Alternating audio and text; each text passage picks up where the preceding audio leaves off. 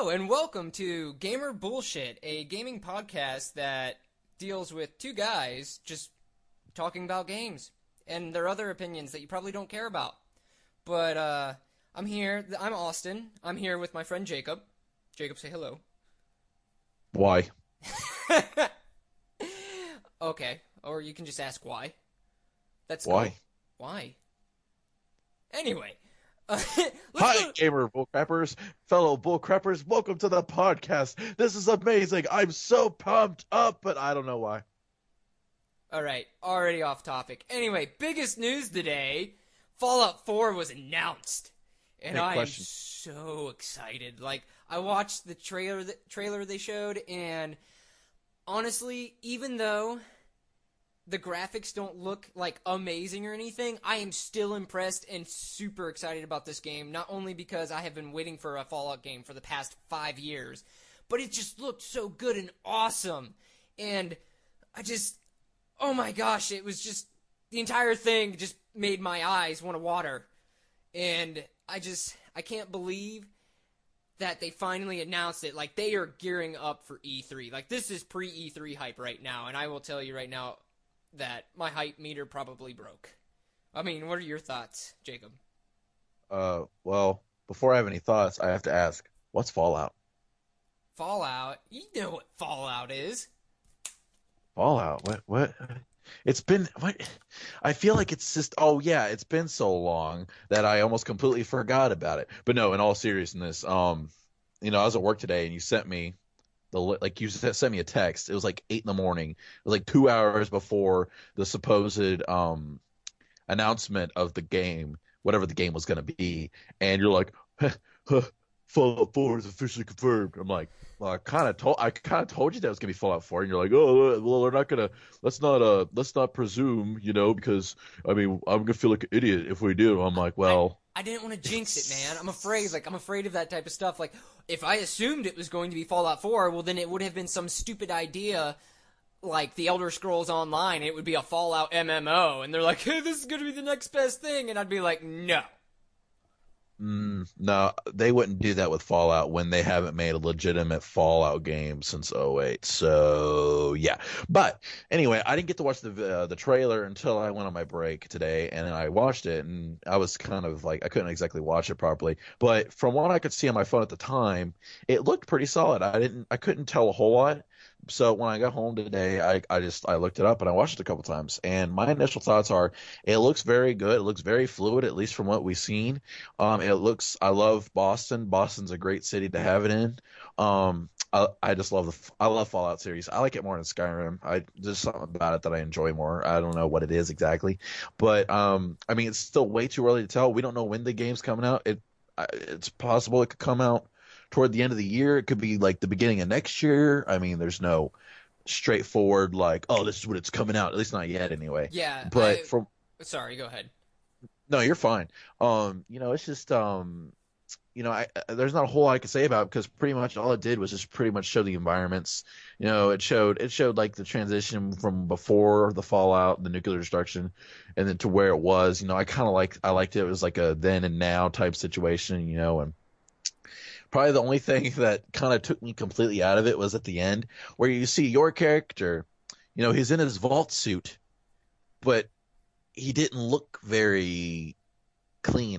Like the dog looked really good, but I figured they would. I thought they was going to put a little more attention into your actual your actual character. And I understand you're gonna create your own character, but if they want like a simple um character model to be like, oh, this is like the designated like thing, you do how you want. Why couldn't they put a little more detail into it? But other than that, we didn't see any gameplay or anything The except we saw interesting any. thing about the character, though, in the trailer, I don't know if you noticed this, and I didn't pick up on it until I actually read some comments about the trailer. Um, the main character that you see actually talks. Yeah, Okay. yeah, I told yeah. Bethesda games, the main character you play as never talks. So now people are like, well, are we going to be able to create our own character and he doesn't talk, or is our character actually going to talk now and have their own personality? There's that whole speculation going on now, and another thing about it that I was trying to think when you were talking about it. this is a trailer. So what they showed it could improve over time. It could not improve over time, or maybe this was trailer. Maybe they set this up when the engine still hadn't been fully polished or something. Yeah. Maybe that's why it doesn't look so good. But what I really think is interesting about this entire trailer is the constant in between going from the past and into the future of showing what the world used to look like and then what the world looks like now in the post-apocalyptic world. Right.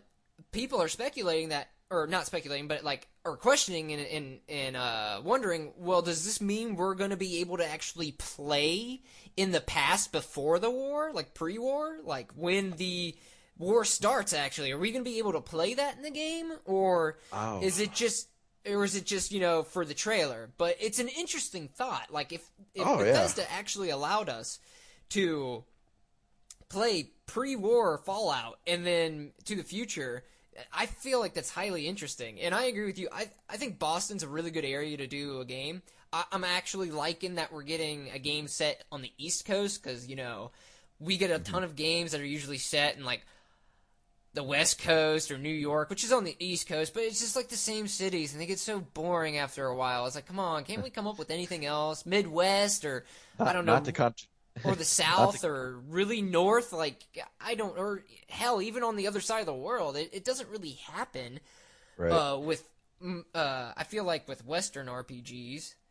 Right. But not to criticize, not to criticize what you just said, but Fallout 3 was in Washington D.C., which is on the East Coast. I know that, but I'm saying Fallout New Vegas was in Las Vegas, though. Yeah, that's true. Which is But on the West Coast. I'm not just speaking of Bethesda games in general. I'm talking about all games in general. I don't feel like we get a lot of settings on the East Coast. We don't, because there's not really a whole lot of huge cities on the East Coast. I mean, there is, but there isn't. Like, there's not as much memorable buildings like in LA or New York or even Chicago.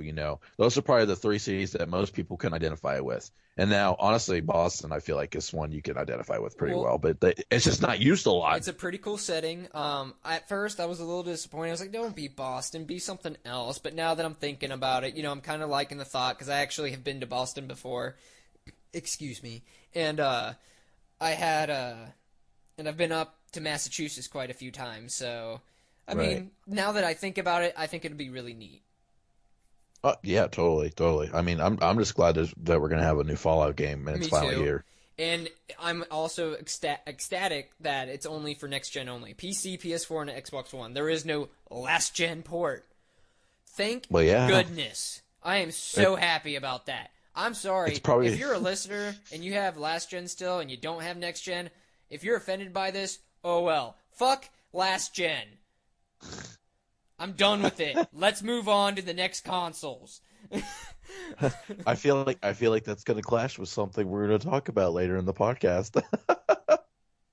It will, but oh well. That's all I got about Fallout, though. I'm super excited about it. Yeah, same here. I mean, I can't say more until we see legitimate gameplay. And I'm hoping there's more at E3. Man, most likely it'll happen. They're having their own press conference. They have the show Fallout 4. That'd be funny if they go through the whole thing and it's just like, oh, we got so and so, whatever. And then right before they're like, wasn't there another game we were supposed to talk about? No, I don't think so. They just kind of walk off stage and everyone's like, wait, what's going on? I would rage so bad. I'd turn off the TV and just go to bed. I'd be like, fuck you, Bethesda. You really would. You would probably record yourself talking, just ranting for like 2 hours straight, because I know you would rant for that long about why they didn't do it. Wouldn't you so show ticked off. One of the most anticipated games ever? Why wouldn't you show it? Oh man. Anyway, let's talk about this other game though. That's not even out. Well, it's okay. It's in early access on Steam. It's called Lego Worlds, and what it is it's basically an open world Lego version of Minecraft. Like, I know Minecraft is basically Legos, but this is actually Lego, like the brand and the developer who makes the Lego games. I think it's one of their developers. They're making this, and it's an early access game, meaning it's a work in progress, but it's playable right now, and they plan on updating it throughout the entire year, and I think they're trying to get a full release by next year. But I also think that when it's done, it's done. Yeah. But I Um. watched some gameplay of it. The actual somebody bought an early access copy of it, and I was watching this guy play it, and it honestly it looks really sweet. Like I'm tempted to back this game up just because it looks so cool. Like I mean, right now it's very simple. They got crafting. The crafting in it is a lot different though from Minecraft. It seems a little bit more um difficult maybe. I'm not Yeah. sure, but at the same time, I could see people being able to do more with it than Minecraft because of the sheer complexity of it all. And in the video, the Yes. guy even built a real Lego set that's in real life. Like you can buy it at the toy store and build it, but he built it in the game because it was a pre made set that you could click on, and then your character would just start building it out of thin air. So if like they Yeah. could incorporate more of their Lego sets, like think about it, like Star Wars. If you start putting Star Wars vehicles, and the reason why I say vehicles is because the footage of the early access game, which I'm sure is early footage, I don't even know if vehicles are in the game yet, but they showed someone flying an airplane, flying a bird, and I think someone was either making or was on a vehicle, like driving. Not saying Uh-huh. that it'll happen in the game, but I'm assuming they're hoping to. What if we could get Star Wars vehicles in the game and fly around? That would be the most badass thing. Lego Star Wars and flying like, a TIE fighter or something? Come on. It'd be okay. No, no, in all honesty, like the video you sent me of the gameplay, it looks really cool. Like I like Minecraft and everything, but it's not a game I can just go to. Like I have to be really chilled, or I just want to build something or destroy something because I like to go into creative and destroy things with lava. Yeah, you But do. That seems like every time I play Minecraft with you, you're either destroying something or putting lava all over something. there's just something satisfying Are about you it. are But you like anyway, are you like the like the flame boomer from the Gears series? When you're like burn. boom, boom. Kinda maybe. I'm definitely big enough to be one. But it looks very cool. I mean, the world looks really, uh, it almost looks alive, as cliched as I could say about Lego. But I feel like the Lego games in the past several years, I know you haven't really played any Lego games. I have, and I've really enjoyed Lego games in the I past couple haven't of played them years. since the Lego Star Wars games on last gen. That was the last Right. time I can recall playing a Lego game. Like I haven't played any on the new consoles, like because they've released like what Lego The Hobbit or whatever, and I'm just not Yeah. interested. I'm not interested in that at all, and I can't really think of anything else. But Lego Jurassic World looks cool. But sorry, continue. But I mean, the world kind of looks a lot like it's alive, and I feel like I feel like it has more potential than Minecraft because Minecraft, yeah, you can build a lot, but at the same time, you're also kind of constricted by the block, whereas the block system, whereas in the Lego world, it's like if you have the blocks, you can straight up build it and the blueprints. Or I guess it comes with blueprints that if like you'll unlock or something like that maybe. But I feel like the Lego has a lot more potential. But I still feel like when I play it, I'm gonna end up making a really crappy spaceship like I did in real life without the actual parts. But I mean, I Well, feel like I it's agree really, with you. Like you're now with Lego, it's not just cubes. Like Lego has multiple pieces. And yes, so you can make really intricate and awesome looking things with the Lego pieces. yes, And like you already brought up and I brought up the vehicles. I'm sorry. I'm excited for vehicles in an open world like Minecraft like game because you can't build a vehicle in Minecraft. The only vehicle I can think of, if you want to call it a vehicle, is the boat you row around in and the yeah. mine cart. I'm sorry, like that's not that much fun. If I could build a No, monster truck and drive it around, that would be awesome. your imagination is a little more free spirited than mine. I like to build. I play too much Yeah, Minecraft. he So really this does. Lego game's really this Lego game's really tempting to buy right now. It's really tempting, guys.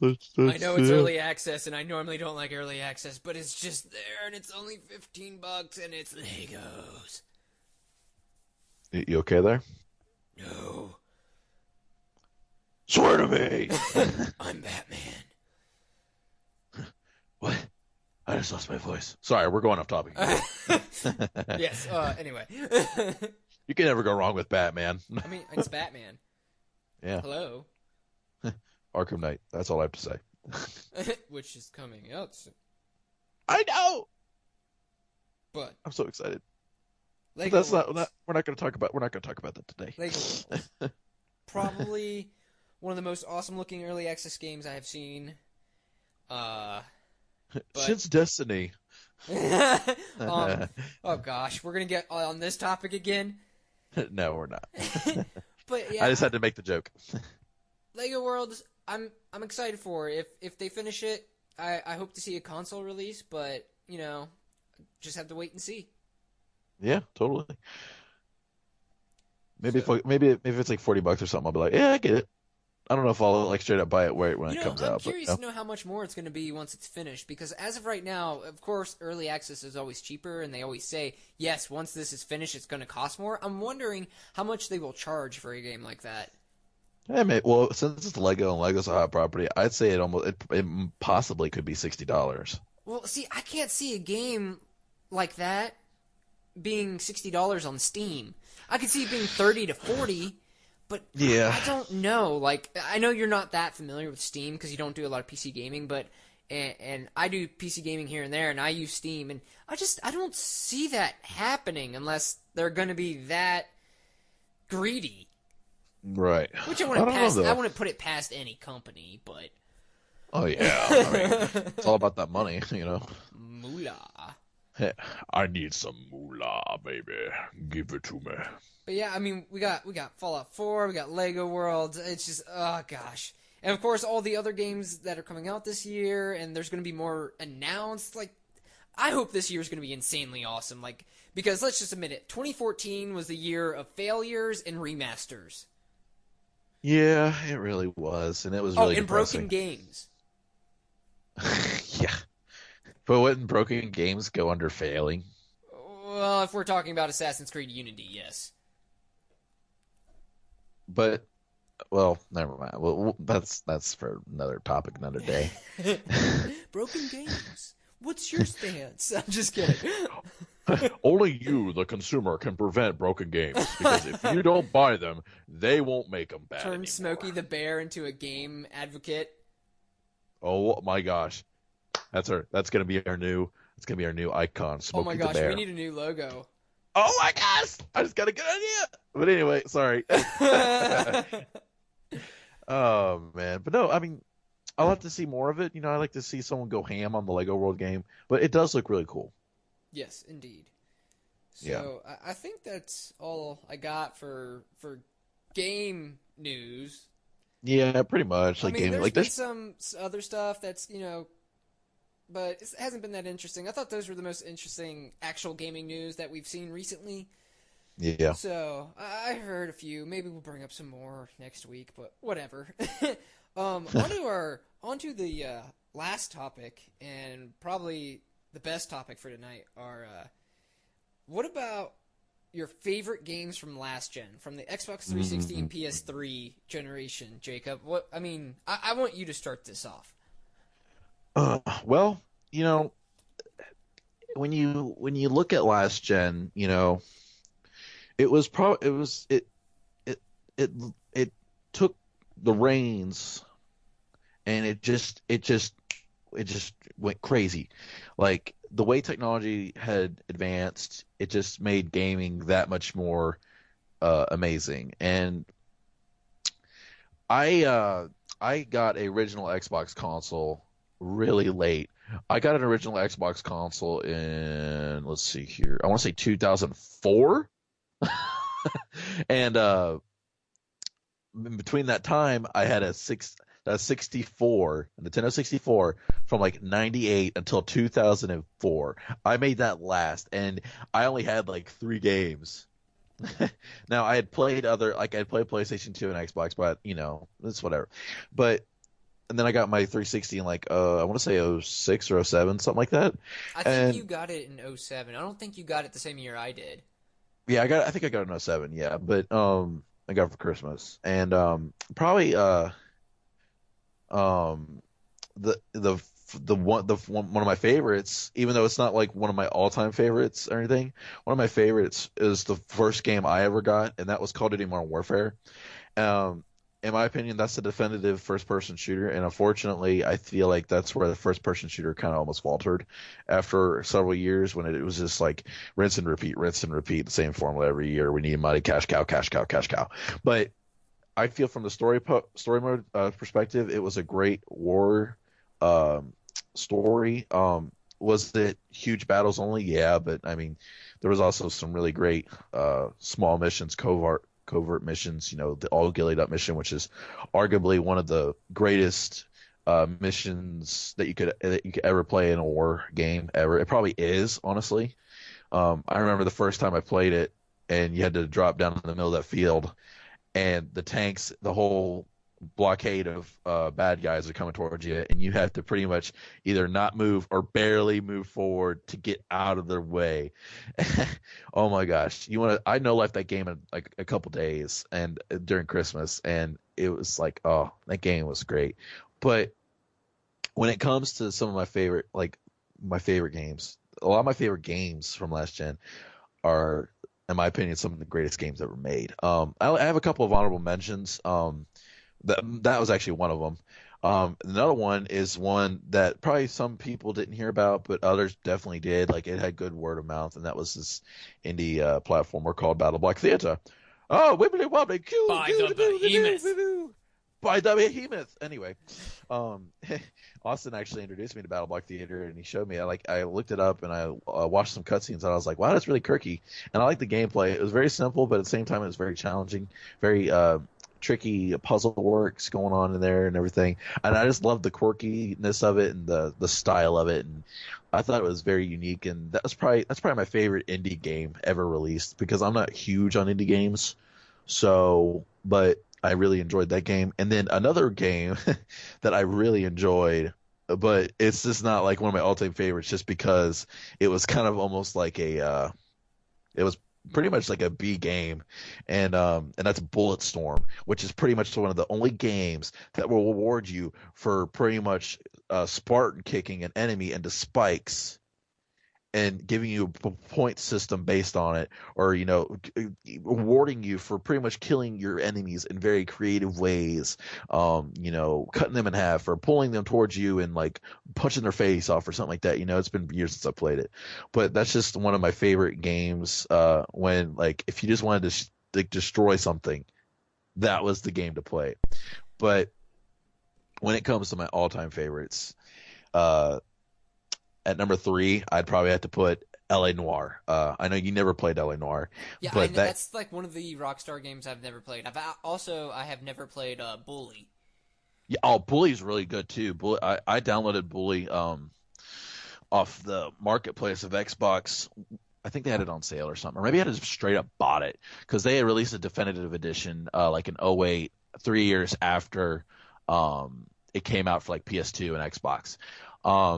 That's a fun game, but LA Noire was a different kind of Rockstar game because you couldn't just blow anything up. You was a by the books LA detective in the 1940s or 50s actually, excuse me, after World War II, and your character is suffering a little bit from post-traumatic stress disorder, and but he hides it really well, and he's very by the books, and he pretty much just rises his way up very effectively through the police force, and he encounters corruption, murder, all this other stuff. And what was awesome about it was like, yeah, people are like, oh, you can't blow anything up. Well, it's like, well, you can steal cars because police officers, if they need a vehicle, they can steal a car. And there's some really good classic cars in there. I feel like the city itself was I think it was the biggest thing Rockstar had done at the time. And it's just a huge game. And I loved the story in that game, and the gameplay was very solid when you did have to shootouts, and the facial recognition. Oh my gosh, cannot talk. Facial recognition of the game of the interrogations was so amazing because pretty much every person that they show had to have their faces scanned for different things, and what you have to determine based on the facts that you know for certain that you have found out, and if not, you could either catch the right person or you could catch the wrong person. Most of the time you get the right person, but a lot of times you wouldn't, and you'd feel like. And what was cool about it was a lot of times you didn't know what the right answer was. It was like, wait, did I just do good or did I make a mistake? And that game is it's amazing for me. I feel like it doesn't. I feel like critics gave it pretty good praise, but it wasn't like quite as much as I believed it to be. Whereas the fans that played it understood what a gem it was, and I Yeah, I love. feel like that game, like, let's see, like, how do I put this? Like, I don't feel like it got as much recognition as other Rockstar games. It was kind of like you said, it was a gem that it was a gem found by gamers who played it, but it was more like it wasn't so much hidden because it's a Rockstar game. It was Most people very know about it. mainstream, very mainstream. But like, I mean, you don't hear a lot of people talk about it. You hear more about Red Dead Redemption, which of course is a great game, and Grand Theft Auto from Rockstar. I don't hear a lot about Bully or L.A. Noire. Exactly. Bully was a great game. LA Noire was a great game, but I think they put most of their attention, Rockstar anyway, into like the games like Rockstar and Red Dead, where you can just do pretty much whatever and still have a great story. And there's corruption and this other stuff, and I feel like they do that very well. I mean, let's be honest. If anyone knows how to do corruption, it's Rockstar. Um, Yeah. I've got two more games that I feel like are probably my top games. The next one, it's tough, man. It's really tough. And I'll probably get some hate for not mentioning other games. And I will say this, Last of Us is a great game, but it's not on my all-time favorite last gens. Um, it's more for this gen because I played it on PS4. I didn't get to play it on PS3. Well, The Last of Us, I think it's a great game too, but it's not one of my favorites. Exactly. There you go. This is tough for me. But at number two, if I have a top three, is BioShock Infinite, which came out the same year as Last of Us.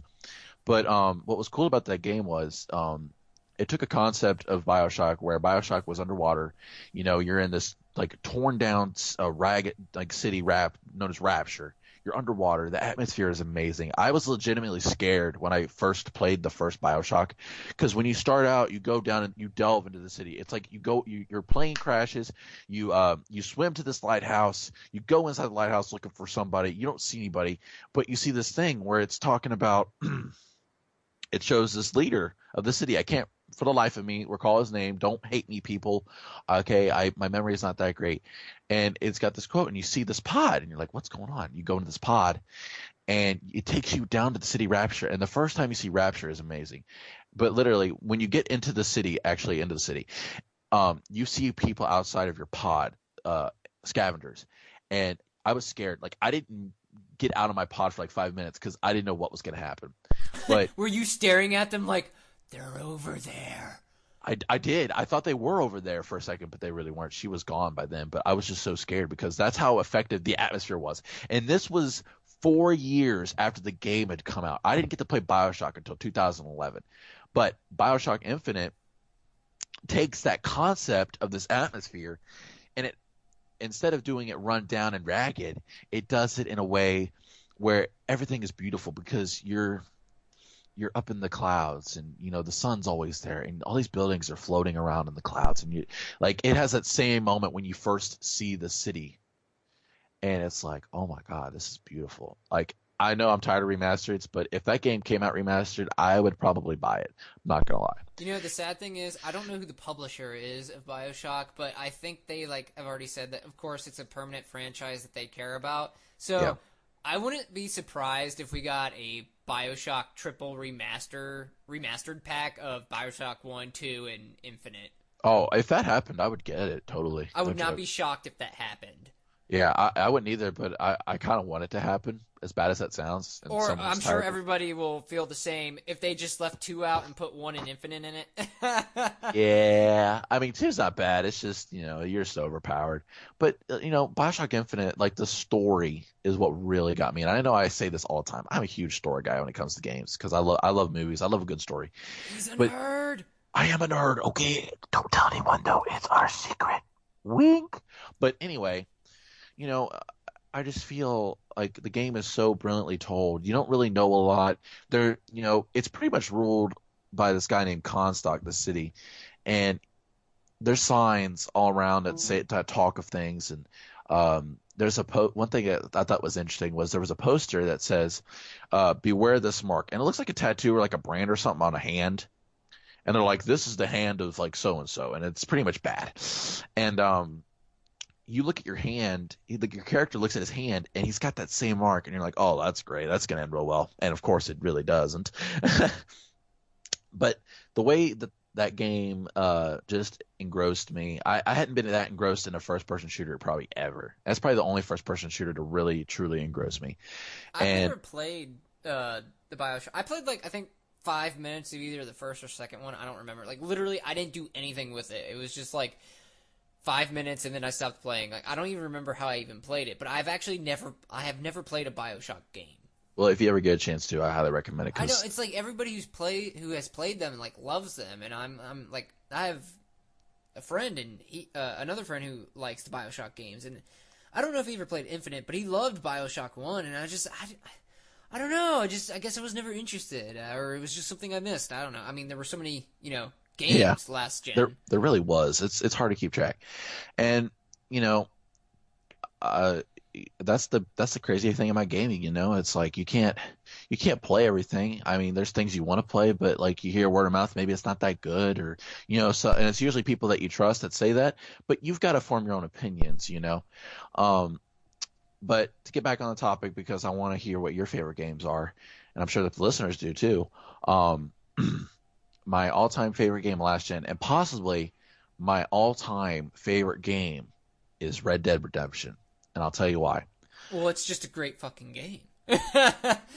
Well, yeah, that's just a give Now, me. see, I actually did play that one, and I enjoyed it. I feel like though I didn't play it as much as I should have. Like I beat it, and I bought the Undead Nightmare DLC, which was superb, by the way.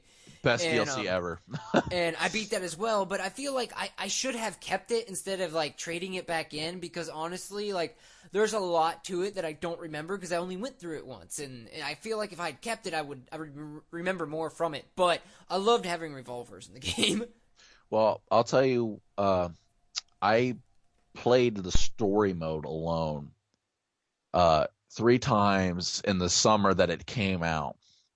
My That's brother insane. my brother had bought it, and he I can't remember if he beat it or not, but it was like right toward the end of school, right before the end of our junior year, and every time I got home from school he was playing it, so I couldn't really play it. Like he would play it for like 5 6 hours that night. So what I did was I would get up at 5 in the morning instead of 6 in the morning, and I would play for an hour, which a Rockstar game, that's hardly any time, at least when you're playing the story mode. But in that one summer, I played it 3 times with the story mode, and then not only that, I did all the side quests. I did pretty much all of the hunting challenges. Uh, I Man, what a game! You want to talk about a perfect, like, even when you think the game's over. And spoiler alert for anyone who's never played Red Dead Redemption, because if you haven't played Red Dead Redemption, what the heck have you been doing with your freaking gaming life? But the main character, John Marston, he gets killed. He gets screwed over. His family gets taken by the FBI or the Federal Bureau. It's really the FBI. Oh man, that was like the And then worst. I didn't they want that to happen. and they and they pretty much use him to hunt down his old brothers in arms because he was an outlaw. He left, but they were holding up dirt in his eye. They kidnapped his family. That's like, hey, if you don't do this, man, you'll be free. Whatever. We'll probably hunt you down, kill you anyway. But your family, they're gonna be in prison. And they're most likely gonna get killed. So he unreluctantly hunts down his old brothers and his mentor and kills them, or spares them, but puts them into prison. And then right when you get used to his family, you're feeling this bond. You just feel like something's off, and then his ranch gets raided, and Don't they it's catch just his barn on fire, or did they not? no. You're thinking of more toward the earlier in the game when the McFarland Ranch was set on fire by the gangs. My bad. No, that's totally understandable. There's a lot in that game.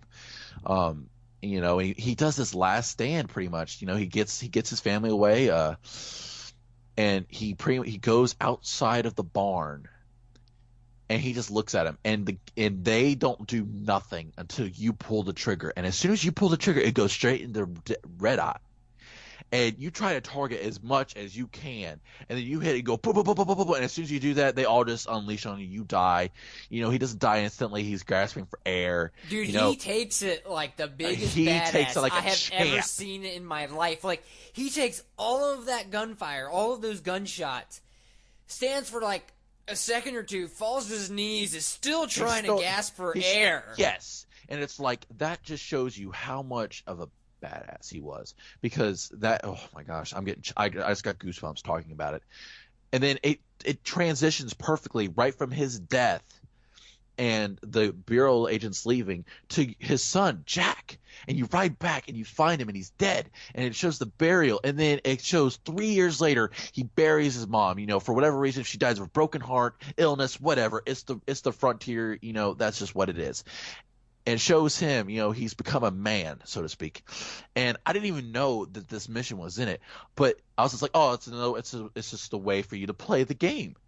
And you get into it, and you find a stranger mission in Blackwater, and it's a former agent man, and he tells you about the head honcho of the Bureau. And you see in a newspaper article before you even find that he retires, and he's like this war hero and all sort of stuff, and it's like, it's blah blah blah, and he tells you where he's at, and it gives you the choice of killing his brother, his wife, and then confronting him.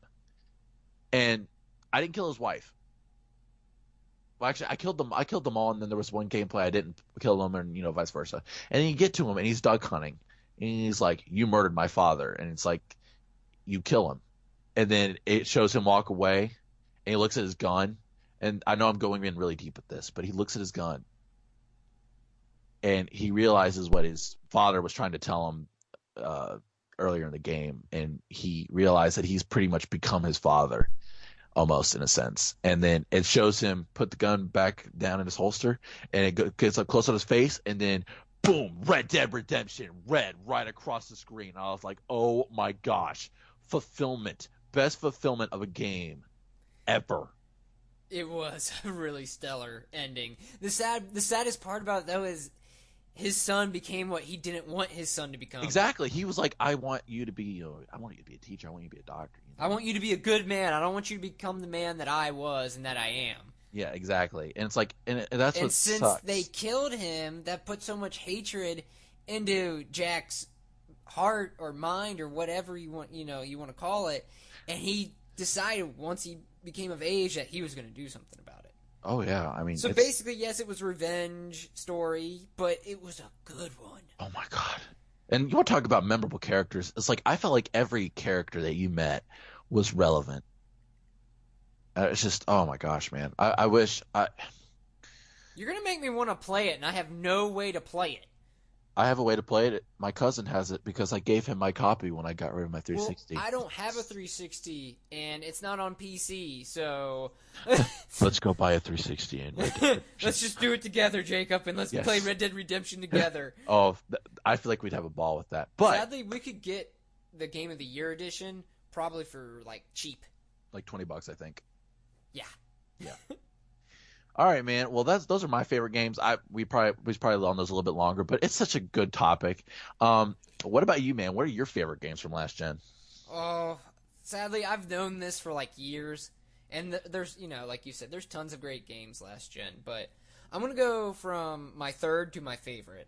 Yep. So my number one. So my third favorite, and don't hate me for saying this in the same episode as I started out with, as we started out with, but Fallout 3.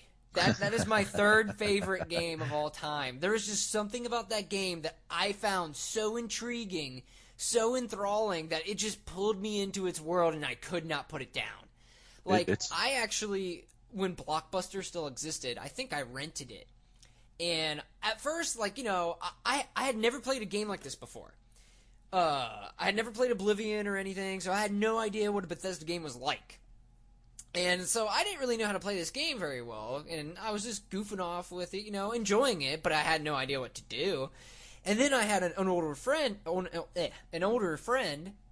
who showed me or not showed me, but he was over one time and he saw that I was playing. He's like, "Oh, you're playing Fallout 3 here," and then all of a sudden he like takes the controller and I just start watching him, and then I'm like, "Whoa, you can do that? You can do this?" He explained so much about the game to me that then I finally understood it. So then when he left that night, I don't know if it was that night, the next day, or whenever I played it next, Yeah.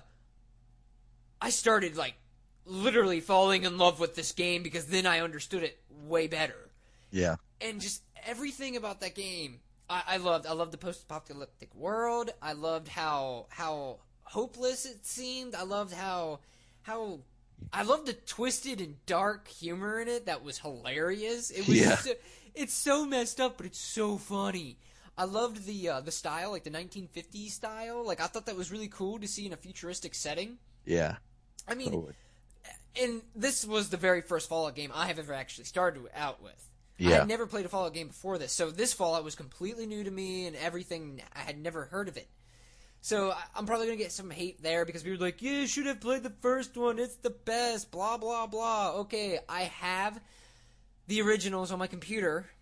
Okay, I do. I have played Fallout 1. I haven't beaten it, but I will tell you this right now that when I play it, I am bored. Right. Like, no offense, it's just so old that my attention span cannot hold it. Like, I'm bored sitting at my computer playing it. No offense. I want to get into it because I'm sure the story, and I've read up on the story and everything, is great, and it's awesome, and it's memorable. But I think it's too old for me. I have a hard time going back to really old games because I get bored with them quickly because I'm so spoiled now by newer games. Exactly. That's the sad fact. Yes. But Fallout 3, man, I remember I put so many hours in the game. I think last time I checked, I had like 90 hours in it, which isn't a lot to like most gamers, but to me at the time it was. Yes. And I love the karma system in it, how you can be good, neutral, or bad. And Yes. I will say this right now. I was the biggest asshole in that game.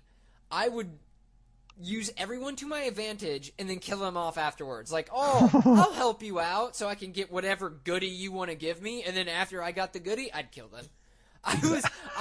Literally, that's what I would do. I deceived everyone.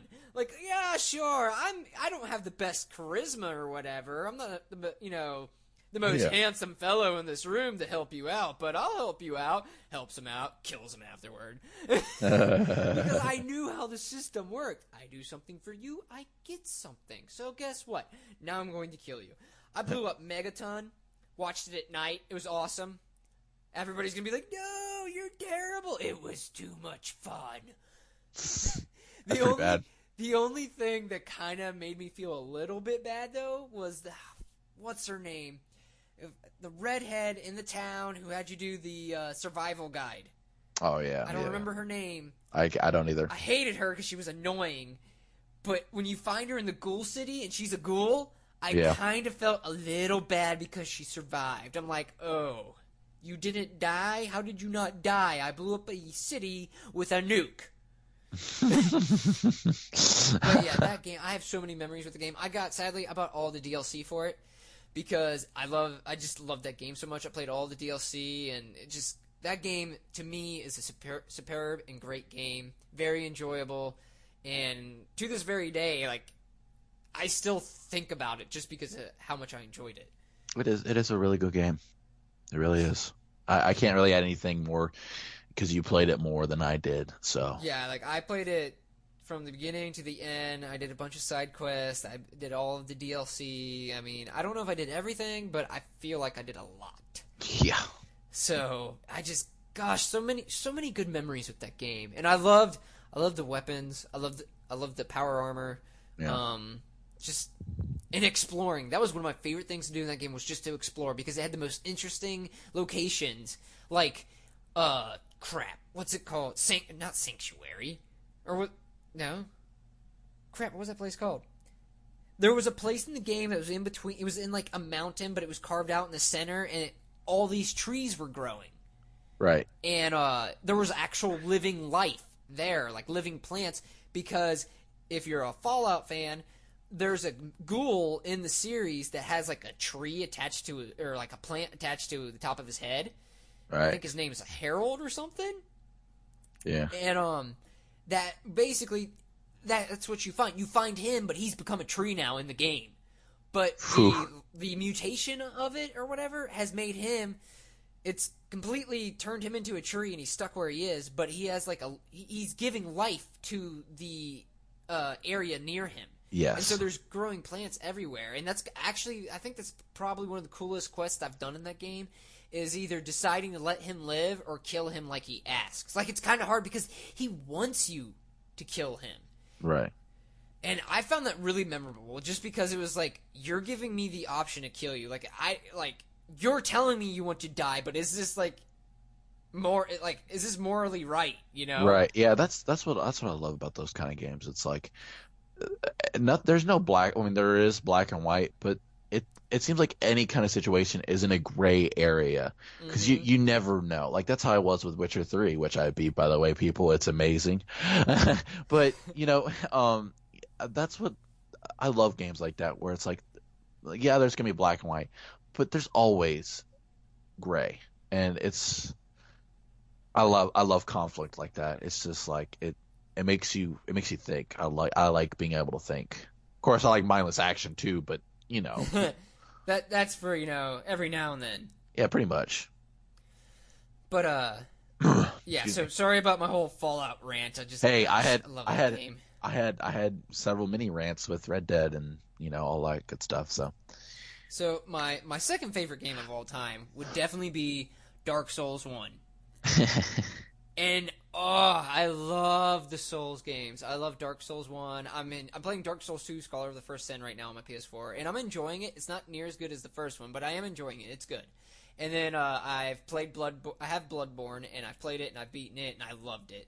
But Dark Souls 1, it was more of a blind buy.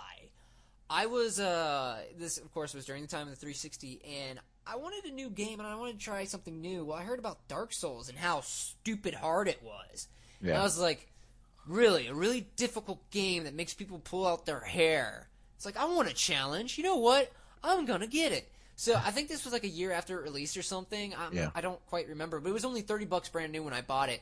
Right. I went into this game blind, not knowing anything about this game or the series or even Demon Souls beforehand, because that came before Dark Souls 1. Yeah. Went into this game, oh my gosh, fell in love with it. I was like, this is so cool. Like, the world was interesting. It pulled me in and just kept pulling me in deeper and deeper. I got so into the lore and, like, curious about how, like, this was going on and why it was happening and how did this happen and everything. Like, everything kept, because it's the story's not spoon-fed to you, and it makes you question what's going on and figure out what's going on. And that's what I liked about it, was not only am I playing this difficult game that's challenging, and I enjoy the challenge because I like a good challenge every now and then. That's what Dark Souls is. Yes. And it's good gameplay, but actually great gameplay in my opinion. But just going further into that game and reaching each new area, just, oh my gosh, it just expanded this story, and I'm like, I want to know more and more. Yeah. And so I just loved that game because not only of the challenge, but because of how it pulled me in. Like, I played this game when I first got it, like, for a straight 2 months. If I got on my 360, I'd be on Dark Souls 1. Did nothing else. I would be playing Dark Souls. And another thing that I really enjoyed is I actually co-opted pretty much the entire thing with my cousin, because he bought it like shortly after I had gotten it. Yeah. And the way we co-op is, you summon phantoms to help you in the world and all that. But so what we would do is we would go through an area, get to the boss fight, but before the boss fight, one of us would put our summon sign down and just wait until we found each other's summon signs and fight the boss together. And we did that, like, we helped each other out, but it made it more fun because not only was I doing this awesome experience alone, but I was doing it with, like, my cousin. Yeah. But man, that game, I'm actually considering, once I beat Dark Souls 2 on my PS4, I'm considering going back and playing Dark Souls 1 to compare them, because like I said, I'm enjoying the heck out of Dark Souls 2, but there's things about it that I'm not too fond of that that weren't in Dark Souls 1. So yeah, I got to go back through it. And yes, I did buy the DLC, Artorias of the Abyss.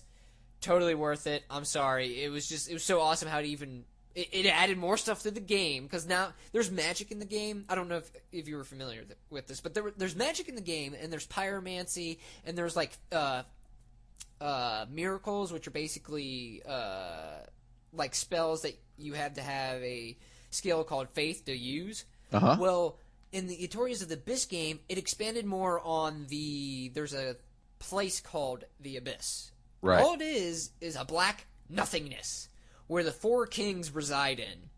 Right. And it is basically the Abyss is this. I don't even know if you can consider it a place, an entity, or what.